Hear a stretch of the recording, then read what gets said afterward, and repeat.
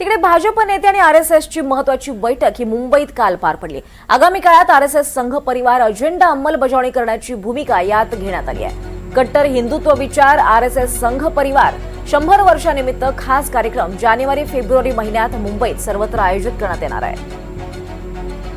या संदर्भातच महत्त्वाची बैठक भाजप आणि आरएसएस मध्ये पार पडली आहे। आरएसएसच्या आणि भाजपच्या मीटिंगमध्ये काय झालं याची मला कल्पना नाही, कारण तो स्वतंत्र पक्ष आहे। महायुतीमध्ये आम्ही भाजपासोबत आहोत, त्यामुळे त्यांची पक्ष वाढवण्याची सिस्टीम कदाचित वेगळी असू शकते, निवडणुका लढवण्याची सिस्टीम वेगळी असू शकते। पण ज्यावेळी महायुती म्हणून आम्ही निवडणुकांना सामोरं जाऊ त्यावेळी आमचे मुख्य नेते एकनाथ शिंदेसाहेब, देवेंद्रजी आणि अजितदादा एकत्र बसतील आणि जो अजेंडा आहे तो फायनल करतील आणि आम्ही निवडणुकीला सामोरं जाऊ।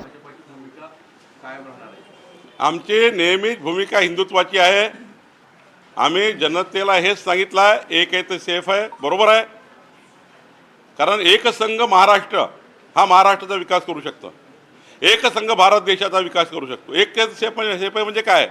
एक आहे तो सेफ आहे म्हणजे या आंतरराष्ट्रीय स्तरावर भारत मजबूत आहे आणि भारताच्या स्तरावर महाराष्ट्र मजबूत आहे, हा एक आहे तो सेफ आहे। नाही, भाजपच्या पक्षांतर्गत बैठकीमध्ये कोण काय बोलतंय, कोणी तिथे काय विषय मांडले त्याच्याशी माझा काहीच संबंध नाही। आज महायुती म्हणून आम्ही एकत्र आहोत आणि महायुती म्हणून आम्ही एकत्र काम करतोय। त्याच्यामध्ये माजी आमदार सूर्यकांत दळवी यांचं जे काही म्हणणं असेल त्यांनी त्यांच्या पक्षाकडे मांडलं असेल।